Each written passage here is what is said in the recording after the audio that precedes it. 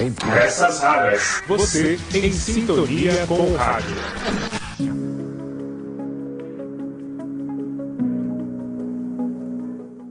Morreu na madrugada de hoje, 21 de março, aos 91 anos, o ator Juca de Oliveira. Para homenagear o também dramaturgo e diretor, você vai ouvir uma peça rara que destaca a atuação de Juca de Oliveira na coluna Devaneio. Na época, ele substituiu outro grande mestre do teatro, o Paulo Autran. Em 2009, Juca de Oliveira foi um dos contemplados do prêmio APCA por essa coluna Devaneio, que era veiculada na Band News FM. Fique agora com uma entrevista de Juca de Oliveira a Inês de Castro e Ricardo Boechat alguns dias antes da estreia na emissora. E preste atenção como nesta conversa, Juca de Oliveira já falava do teatro como uma forma de se manter o contato humano diante do crescimento do uso de telas e internet.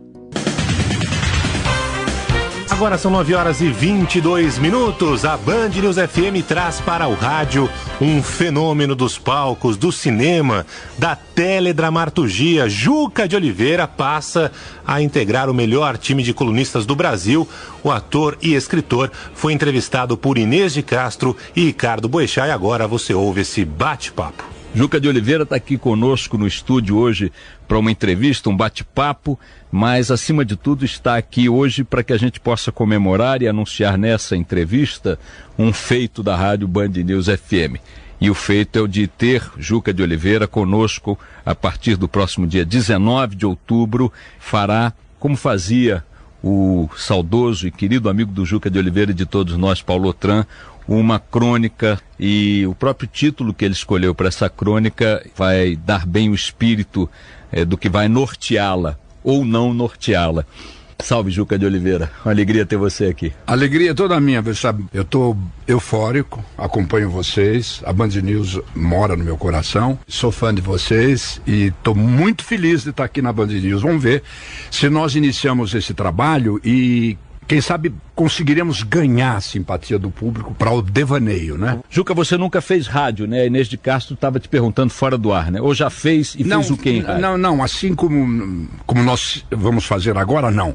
Trabalhei alguma programação sobre meio ambiente, de quando em quando fazíamos uma crônica a respeito, mas nada assim como vou fazer agora, né? Eu queria aproveitar, então, para você contar um pouco como é que você chegou a esse nome dessa sua crônica. Nós estávamos pensando o que nós faríamos. O Paulo Autran, por exemplo, fazia o Quadrante. Eu sou um tremendo fã do Paulo Autran e sempre acompanhei, sempre que podia, os textos que o Paulo fazia aqui. Aí houve até a possibilidade de eu substituir o Paulo, mas eu jamais teria coragem de substituir Paulo Autran, porque ele é insubstituível, né? É um ícone da cultura brasileira, não me sentiria absolutamente bem em entrar no Quadrante. Mas aí, conversando várias vezes, eu relutei um pouco, mas aí quando nós chegamos à possibilidade de mudar o título, não Quadrante, eu achei que não seria tão ostensivo com relação ao meu querido Paulo Autran, que está me olhando lá de cima. O título Devaneio, que ainda, pelo menos entre nós aqui, é um pouco provisório, que nós estamos vendo. Será que o nosso título é bom? Será que nós escolhemos bem?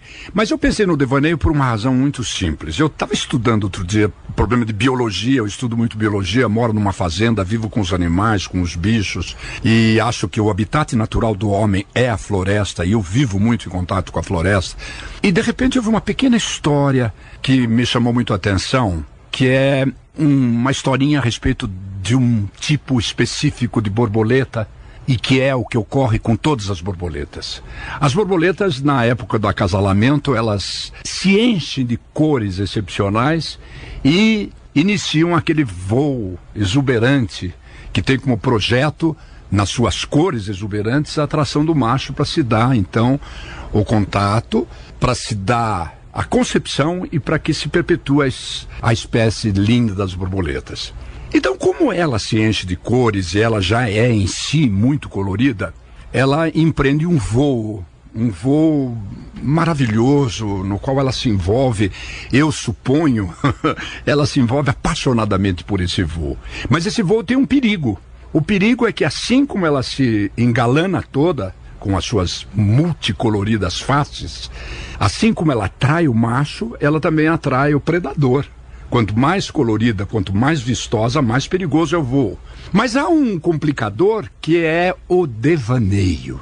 O que é o devaneio?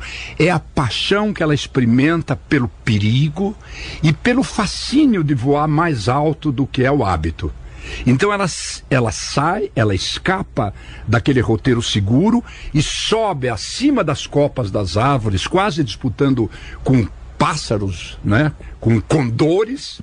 Claro que ela não chega lá em cima, mas ela fica fascinada pelo voo, pelo devaneio do voo, e ela arrisca a vida, porque ela tem a concepção, mas tem a alegria do perigo, né?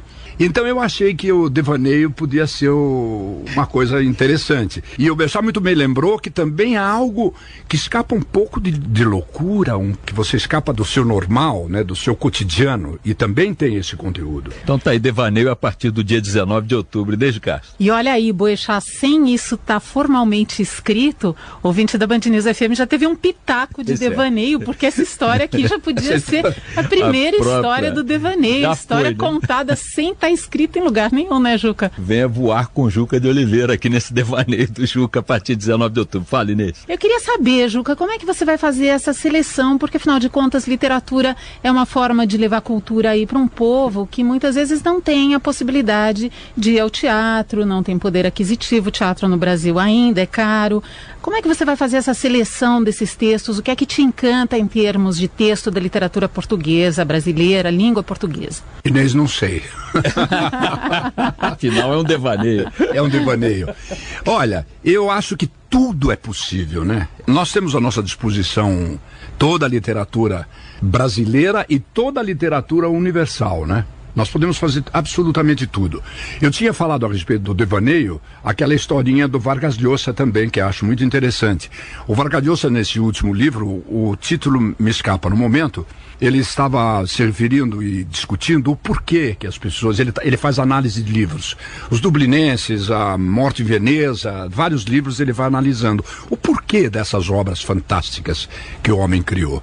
Então ele diz que a necessidade da literatura, a necessidade que nós temos de entrar em contato com a obra de ficção, reside muito no nosso interior. Cada ser humano, segundo Vargas Llosa, e sem dúvida alguma é verdade, ele está sempre defasado em relação à expectativa que faz de si mesmo. Nós sempre achamos que nós merecemos uma coisa melhor, nós merecemos um emprego melhor, que sejamos melhor remunerados. A nossa mulher podia ser, inclusive, um pouco mais bonita, um pouco mais inteligente. Eu não poderia ser mais inteligente. Então, todos nós estamos defasados em relação à expectativa que a gente faz. E segundo Vargas Llosa, é exatamente essa a razão pela qual nós procuramos a literatura e procuramos a poesia. Porque é na literatura que está a conciliação, o apaziguamento dessa ânsia que nós temos de termos uma oportunidade melhor. Então, quando você acompanha o herói, a tragédia do herói, ou a sua vitória, você se aquieta, e essa vai ser a nossa função aqui. Nós vamos levar o devaneio, nós vamos levar o apaziguamento para o espectador através da poesia e da literatura universal. A poesia brasileira é riquíssima. Nós temos os poetas portugueses, temos Fernando Pessoa e as traduções. Manuel Bandeira, um dos maiores tradutores de poesia do mundo, né? Está aqui conosco. Vamos falar um pouco dessa coisa do rádio um pouco. Eu toda vez que ouço especialistas em mídia e tal, em futuro da mídia, da comunicação de massa e tal, eles ainda relegam um pouco o rádio a um papel que o rádio, aliás, vem ocupando desde o advento da televisão, ou do predomínio da televisão na comunicação de massa. O rádio foi jogado para um plano inferior, o que é até compreensível. A televisão foi avassaladora na sua chegada e na sua expansão, e depois, com a chegada da internet, mais uma vez o rádio que estava em segundo passou meio ali para terceiro e tal. Entretanto, depois que eu passei a conviver com essa rotina diária de fazer rádio, eu fiquei muito impressionado com a repercussão, com a penetração e, mais do que isso, com a proximidade que o rádio estabelece com o público e também com o fato de que este público é crescente. Acho até que por conta do fenômeno urbano, os engarrafamentos monumentais, as pessoas estão com o rádio no carro, esse tipo de coisa. Você estava dizendo que nunca fez rádio cotidianamente, regularmente, agora passará a fazer todos os dias com seu devaneio a partir de 19 de outubro aqui na Band News FM. Você tem alguma expectativa nesse sentido, quer dizer, das linguagens em que você se envolveu ao longo da vida, o teatro, a televisão, todos esses meios através dos quais você levou sua arte, sua profissão. Qual é a tua expectativa em relação a essa comparação dos veículos, da forma de chegar às pessoas? O teatro ele ainda é muito restrito no Brasil. Você acha possível substituí-lo com algum outro tipo de mídia, de contato? No caso do teatro, não, porque o teatro é um fenômeno de magia, né? O Flávio Rangel dizia uma coisa muito interessante desde o tempo que fizemos lá, Semente, 1961, né, do Guarnieri. Ele dizia que o teatro é o moribundo mais antigo de que se tem notícia. Ele vem morrendo há mais de 3.000 anos, tudo matou o teatro. A poesia épica, as primeiras fotos, a poesia em última análise, depois veio o cinema, matou o teatro, depois veio o rádio, matou o teatro, depois veio a televisão e matou o teatro, e o teatro continua vivo, e justamente porque ele é um ato de magia. Você vai ao teatro como se vai a um templo. O que é o teatro, em última análise? Um grupo de pessoas em torno de uma fogueira. Os índios estão representando uma peça de teatro.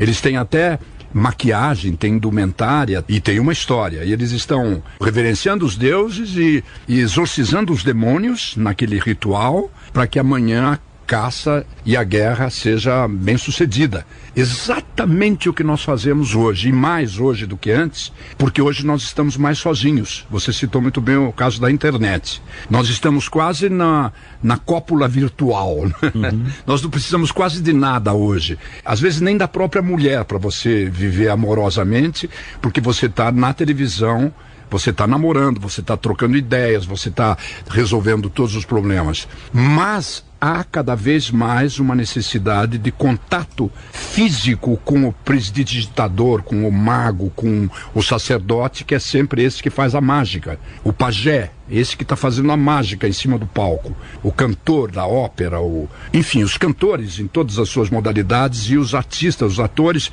Essa é a razão pela qual as pessoas vão, a despeito do trânsito, do preço, da chuva, do clima, da gripe suína, as pessoas vão ao teatro. E o que é curioso, Bejá, é que as pessoas vão mais ao teatro durante as crises. Olha que engraçado, porque eles precisam de uma satisfação de ordem espiritual, por isso que vão. Naquela famosa crise de 73, 74, da crise de energia nos Estados Unidos, que todos repartiam seus carros para levar os vizinhos para Manhattan, por exemplo, foi o auge da Broadway, né? Quando se esperava que ninguém fosse ao teatro, né? Quando nós temos uma mesma crise aqui, essa crise financeira, não afastou as pessoas do teatro, leva um pouco. Agora, esse é o caso do teatro, quer dizer, nada substitui o teatro porque é um ato de presença. Nada pode substituir o ato de presença, que é a fusão do ator com o seu público, né? E que é um ato mágico. Agora, desculpe, nós entramos num devaneio. Ótimo. É essa a mesma ideia. Estamos falando da questão do rádio. Não falamos do rádio. O rádio é da maior importância. Eu vejo isso na fazenda. Você levanta, vai tomar café, a menina que está fazendo o café, a moça que está fazendo a comida para cachorro, que está preparando a comida para o bezerro, estão ouvindo rádio. Desde manhã até a noite eles estão ouvindo rádio. O cara sai para a roça, ele está ouvindo rádio. Se ele vai cortar cana, se você frequenta uma usina, dificilmente não tem 2, 3, 4 rádios em cada grupo de cortadores de cana comunicando. Eles estão entrando em contato com aquilo que eles gostam, com uma satisfação de ordem espiritual, né? Agora, você citou o caso de uma metrópole como São Paulo e as metrópoles brasileiras. Como você pode não enlouquecer se você não tem um rádio nos congestionamentos, né? Eu acho que ele é eterno, eu acho que ele é cada vez mais vivo, ele é vital. Ele tem uma força muito grande, não é? Juca, eu queria que você falasse um pouquinho também do Happy Hour, que encerrou essa temporada agora em São Paulo. Para onde você vai daqui para frente? Como vai ser o trajeto? O Happy Hour é uma algumas reflexões que eu costumo fazer, porque eu escrevo teatro permanentemente, então algumas reflexões que eu tenho, eu junto num tipo de crônica para que depois eu possa eventualmente usar. E numa delas, o Jô pegou um caderno que eu tinha levado, leu algumas coisas e disse assim, olha que coisa interessante, o que é isso? Eu falei, isso é uma anotação, uma espécie de um diário que estou fazendo sobre um tema, sobre o trânsito, por exemplo, né? Ele falou, nossa, você tem mais? Eu falei, nossa, eu tenho muitos. Então vamos fazer uma leitura disso aqui na minha casa? Eu falei, não, para que isso? Não, eu quero ouvir, eu achei tão interessante. E o Jô tem uma espécie de espaço cultural no prédio onde ele mora, lindíssimo. E lá reunimos alguns companheiros, né? A Maria Adelaide Amaral, Caruso, Jandira Martini, Denise Fraga, aquele pessoalzinho amigo, para a gente fazer uma leitura. Fizemos lá a leitura, as pessoas gostaram e o Jô falou, vamos montar isso. E eu falei, como montar? Montar uma coisa que eu escrevi, eu vou sobre o palco falar sobre as coisas que eu fiz. Ele falou, exatamente, vamos fazer isso. E aí, como o Jô disse que vamos fazer, é muito difícil você escapar da ordem do Jô. Ele quer fazer, então vamos ter que fazer. E começamos a ensaiar essas reflexões sobre política. Quase toda a minha obra é sobre... Eu fico muito irritado com a falta de caráter do político brasileiro, com a corrupção. Eu sempre falo sobre isso nas minhas peças. Também no Happy Hour há alguns trechos sobre isso. E o que é interessante no Happy Hour, diferente das peças, que eu atualizo isso todos os dias. Quase, né? Que é uma peça diferente todos os dias. Todos os dias uma peça diferente, né? Todos os dias fazemos na parte política, que tem outro tipo de reflexão. Eu falei, por exemplo, do trânsito. E tem uma que é sobre a catarse humana, que é o alívio que cada um de nós tem dessas dores, mágoas, dessas desilusões que são tantas e que vão nos amargando e que nós não temos possibilidade de desopilarmos o fígado, porque a educação, a dificuldade, o problema de que você está em determinado lugar, mas esse pedaço é sobre a catarse, que é o palavrão, né? E que é uma coisa realmente monumental, há um delírio total, é uma coisa fantástica. E o que é inacreditável é que eu tinha uma dúvida. As minhas peças comparecem, evidentemente, pessoas de todas as idades, mas também os da terceira idade gostam, já acompanharam desde o Nino Italianinho na televisão e as peças e vão. As senhoras, como é que elas suportarão? Elas adoram, elas adoram. Bom, você está acompanhando aqui o novo colunista da Band News FM, Juca de Oliveira. Aliás, as mensagens já começaram a chegar. A Alessandra Vancini, a Pérola Schoen, Arussi, todo mundo dando as boas-vindas para o Juca de Oliveira aqui na Band News FM. Daqui a pouquinho você ouve a segunda parte dessa entrevista com o ator, novo colunista aqui da Band News FM, Juca de Oliveira, entrevistado por Inês de Castro e Ricardo Boechat. Achados do espaço. Devaneio, com Juca de Oliveira. De Carlos Drummond de Andrade, A Menininha e o Gerente. Não, paizinho, não. Eu quero ir com você. Mas, meu bem, eu não posso levar você lá. O lugar não é próprio. Eu não vou demorar nada, só 10 minutos. Seja boazinha, fique me esperando aqui. Não, não. A garotinha soluçava. Agarrou-se à calça do pai como que se agarra a uma prancha do mar. Ele insistia, que bobagem, uma menina da sua idade fazendo um papelão desses. Você não volta. Volto, hora essa, juro que volto, meu amor. Prometendo, ele passeava a olhar pela rua impaciente. Ela baixara a cabeça chorando. Estavam diante da papelaria, o gerente assistia à cena. O homem aproximou-se dele. Faz-me o obséquio de tomar conta da minha filha por alguns instantes. Eu vou a um lugar desagradável, não posso levá-la comigo. Mas 15 minutos no máximo, é ali adiante.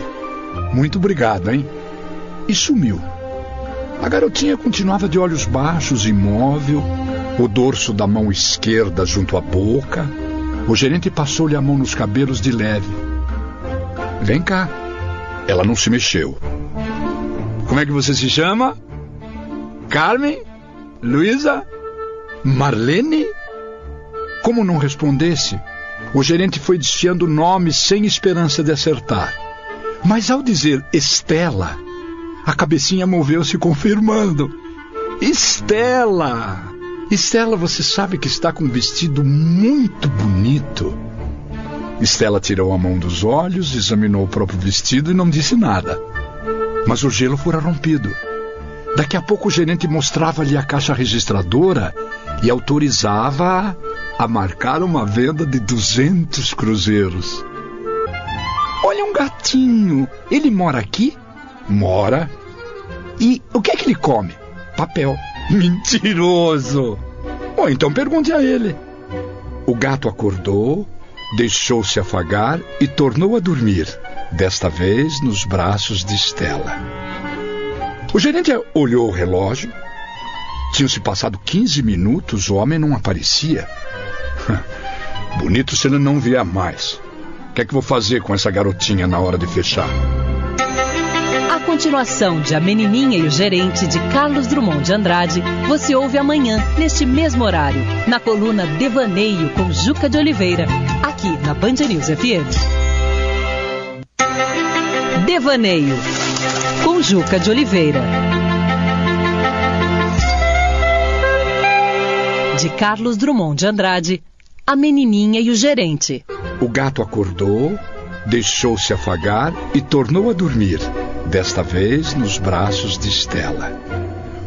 O gerente olhou o relógio. Tinham-se passado 15 minutos, o homem não aparecia.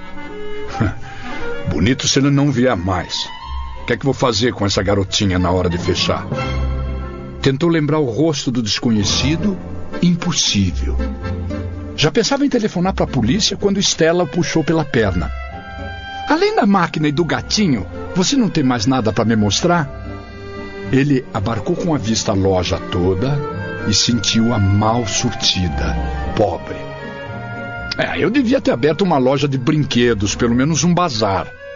Experimentou com Stella o apontador de lápis, o grampeador, e o homem não vinha. Não veio mais. Stella andava de um lado para o outro, dona do negócio, ele inquieto. Não mexa nas gavetas, filhinha. Eu não sou sua filhinha. Desculpe. Desculpo se você deixar eu abrir. Então eu deixo. Dentro havia balões, estrelinhas, saldo do último Natal. E ele que não se lembrava daquilo. Stella riu da sua ignorância e o homem não vinha.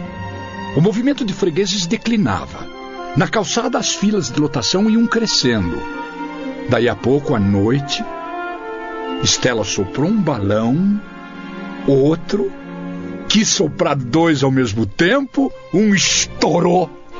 Ela assustou-se, ele riu. Se o homem não aparecesse mais, que bom. Aliás, a cara dele era de calhorda. Ainda bem que me escolheu. Levaria Stella para casa, a mulher não ia estranhar, fariam dela uma filha, a filha que praticamente não tinham mais, pois casara e morava longe, no Peru. E se o pai reclamasse depois? Ora, quem entrega a sua filha a um estranho, diz que vai demorar 15 minutos, passa 1 hora e não volta, merece ter filha? O empregado arriava a cortina de aço quando apareceram 2 pernas, um tronco inclinado, uma cabeça. Dá licença? Demorei mais do que pensava, desculpe. Muito obrigado ao senhor. Vamos, filhinha. O gerente virou o rosto para não ver, mas chegou até ele a despedida de Stella. Até logo, homem do balão! E a filha ficou mais longe ainda, no Peru.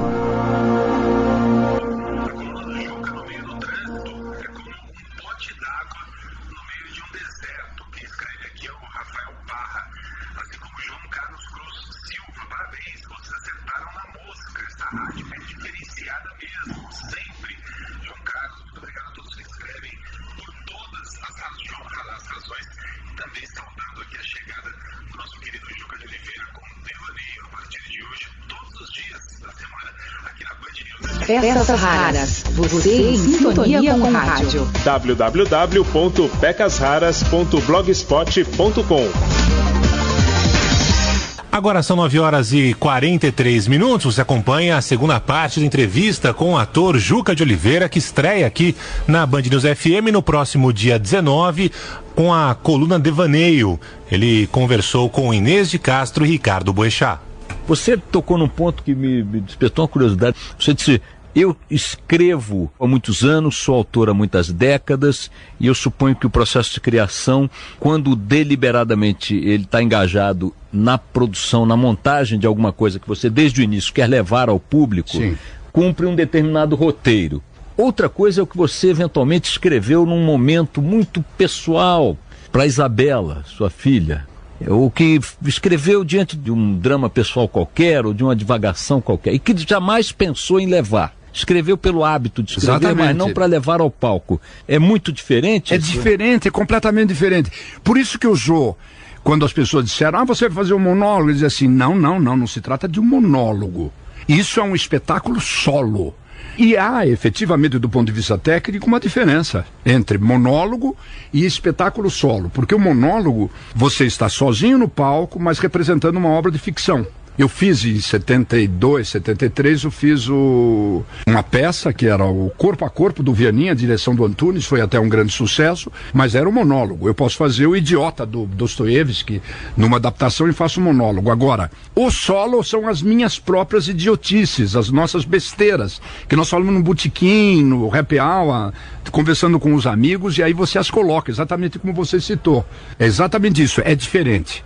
E aí é que é uma dificuldade muito grande, porque quando você está sozinho falando sobre você mesmo, as suas coisas, é infinitamente mais complicado, eu não sabia disso, do que qualquer obra de ficção. Eu fiz 3 Shakespeare, eu fiz Júlio César, o Ricardo III e o Otelo. E confesso que o happy hour, no início, sobretudo, foi infinitamente mais difícil do que qualquer uma dessas tragédias. Porque você está sozinho com você mesmo. E o curioso, há alguns problemas técnicos interessantíssimos. Como que você consegue, numa plateia, sozinho sobre o palco, você entrar em contato com aquelas pessoas que ali estão, o teatro lotado, olhando para você, esperando que você diga alguma coisa de você mesmo. Como é que isso pode funcionar? Como é que você vence o terror de você estar ali? E você vai aprendendo ao longo da vida algumas coisas muito interessantes sobre isso. Você aprende, por exemplo, que a única forma de você representar, de você fazer algum tipo de comunicação com alguém, a única forma das pessoas prestarem atenção em você é que você esteja absolutamente relaxado. Se você estiver tenso, as pessoas não prestarão atenção em você e não olharão para você. Por uma razão muito simples. Se você está tenso, provavelmente você está com medo. E se você está com medo, tem aquela adrenalina, que são setas com as quais você se defende do outro. Então você está atacando. Aí que eu aprendi, eu caipira, né? Por que o cachorro morde, o cão morde quando você tem medo? Por que o cavalo te derruba quando você tem medo? Eu falei assim, ele deveria ser gentil porque eu estou com medo dele. Não, ele está recebendo agressões de você. Então, se você é absolutamente gentil, se você está à vontade e muito afetivo, ele comunica com você, o público. O público comunica com você quando você tem afetividade em relação a ele. Então, quando que você não se comunica? Você não se comunica quando você diz, eu quero fazer isto porque eu quero que as pessoas gostem de mim. Afundou, como um prego. É necessário que você faça, eu faço isso porque eu gosto dessas pessoas. Marília Pêra tem uma entrevista dela, uma biografia dela que não foi publicada, que é muito interessante, e que ela diz exatamente sobre isso. Ela disse que quando ela fez Onde Canta o Sabiá, a primeira peça dela, que eu tive até a aventura de assistir no Rio de Janeiro, vi pela primeira vez o trabalho profissional da Marília Pêra, uma deslumbrante, uma das maiores atrizes do Brasil de todos os tempos. E ela disse na biografia que quando a peça estava ameaçando sair de cartaz, que diminuiu muito o público, e falou assim, agora não, o pessoal já viu, já está tanto tempo em cartaz, agora vamos tirar. Não, por favor, eu quero continuar. Eu falei assim, Marília, nós temos que parar a peça, porque a peça já não dá mais público, as pessoas não estão vindo. Não, eu quero continuar. E ela disse que sofria e chorava e batia o pé porque queria continuar. E aí ela disse assim, porque eu achava que naquele momento eu estava sendo amada por aquelas pessoas. E mais tarde eu descobri que era o maior erro da minha vida, que eu tinha que amar as pessoas. Então, quando você começa a gostar delas, elas te recebem muito bem, aí você brinca, você conversa. O Jô tem uma coisa muito boa, ele fecha a mão assim e diz assim, que a Tereza Trigésio, a ex-mulher do Jô Soares, diz assim, você está com a plateia aqui. aqui, ó, com a mão fechada. Ela está na tua mão. Só está na tua mão quando você tiver muito afeto. Bom, de devaneios em devaneios, a gente está tendo uma conversa aqui com o Juca de Oliveira a propósito da estreia do Devaneio, que é a crônica diária que Juca de Oliveira começa dia 19 de outubro aqui na Band News FM, para que vocês também tenham seus devaneios ouvindo os devaneios de Juca, o devaneio de Juca de Oliveira. Há uma coisa que sempre me intrigou muito em teatro, em artes dramáticas de uma maneira geral, mas em teatro particular, que é o seguinte: todo dia o ator entra para interpretar o mesmo texto. Supondo que esse texto seja um texto de alta densidade dramática, um texto sofrido, um texto que faça sofrer, ele vive aquela dor diariamente ou aquilo é um exercício técnico em maior proporção do que sentimento momentâneo? Olha, bicho, é o seguinte, a história é a seguinte. Primeiro, é que nunca é o mesmo. O espetáculo nunca é o mesmo. O espetáculo, ele é sempre diferente, porque existe sempre um improviso, né? Há sempre um improviso. As pessoas acreditam, por exemplo, que o improviso é a substituição das palavras. Não, a única coisa que não interessa no improviso é a substituição das palavras, no caso do teatro. Você substitui e você muda, porque muda o público, muda então a atenção. Aquele eletromagnetismo que se estabelece entre o palco e a plateia muda todos os dias. Então é sempre diferente, a reação é diferente, é sempre uma coisa completamente diferente. Desde o princípio do teatro há duas correntes. Uma corrente da pessoa que representa e da corrente do ator que vive o papel. Assim, atores que se modificaram ao longo da história do teatro, atores que representam, que fingem, e atores que sentem, que vivem. Tanto é que existe o paradoxo do Diderot, por exemplo, é uma tese de teatro que você representa fingindo que você é a personagem. E a tese do Stanislavski, que é esse grande professor russo, que criou toda a técnica sobre a qual se assenta o teatro ocidental ainda hoje, tanto nos Estados Unidos como na Europa, em todos os lugares, que é viver o papel. Viver o papel é você procurar correspondentes psicológicos dentro de você que se adaptem, que combinem com a personagem. Agora, Juca, precisa ter um belíssimo de um preparo, e eu gostaria que você contasse um pouco como é que você faz, porque peças como Meno Male ficaram em cartaz 6 anos. Todo dia é diferente, todo dia você descobre coisas absolutamente extraordinárias ao longo do tempo. O leque é tão vasto assim? Todo dia você descobre uma coisa nova. Uma coisa muito ruim, alguém te dizer, antes de entrar em cena, olha, tá aí, a Fernanda Montenegro veio te ver. É péssimo, porque tá um colega teu, um colega do nível da Fernanda Montenegro, uma super atriz, tua colega maravilhosa, ela tá vendo como é que tá a sua performance. E você tá sendo testado em última análise. Eu descobri por uma técnica muito interessante, que você vai descobrindo ao longo de todo dia se descobre uma coisa nova. É de você fixar alguém do público. Como você não vê a pessoa, você vê às vezes os óculos. Tem uma pessoa de óculos, aquela parte da plateia mais escura, você vê o reflexo dos óculos. E eu consegui uma coisa notável, que sempre que eu pego alguém na plateia, eu vejo um tipo de óculos que se pareça com os óculos da minha mãe, que já morreu. Como é que ele era, rapidamente? Grandões, assim, redondos, curtinho. É exatamente como o seu. Esse óculos de leitura, minha gente. Ele está apontando para os meus óculos, que é aquele óculos de meia esfera. E que tem uma moldura um pouco mais escura, de osso. Então, para mim, ela está lá. De repente, eu até fico um pouco comovido. Ela pode estar lá mesmo. Então, se ela está lá, eu começo a representar para ela naquele momento. Então, em 2 minutos eu esqueci da Fernanda. E daí dela eu vou passando através de círculos, que eu vou passando para os outros, até você pegar o teatro todo. E aí você entra em calmaria. E esquece a existência da Fernanda na plateia. Mas o problema é você estar sempre em função da técnica do Stanislavski. Ele sugere que você tenha sempre uma coisa que se chama memória de emoção. O que é memória de emoção? É que você escolha na sua vida algo parecido com aquilo que aconteceu. Que aconteceu parecido. O que aconteceu? Uma vez na sua vida, quando você era pequeno, aconteceu uma coisa parecida com a ação dessa personagem. Então você vai para aquela ação da infância, ela tem uma resposta interior para você e você acaba se adaptando. Na verdade, representar significa o seguinte: representar significa a capacidade que você tem de fazer aflorar comportamentos, uma psicologia que se coadune com a personagem e recalcar as que não tem nada com ela. Então você tem que buscar dentro de você, lá acocorado no canto da sua alma, alguma coisa parecida com a psicologia dessa personagem que você está fazendo. Aí você joga junto.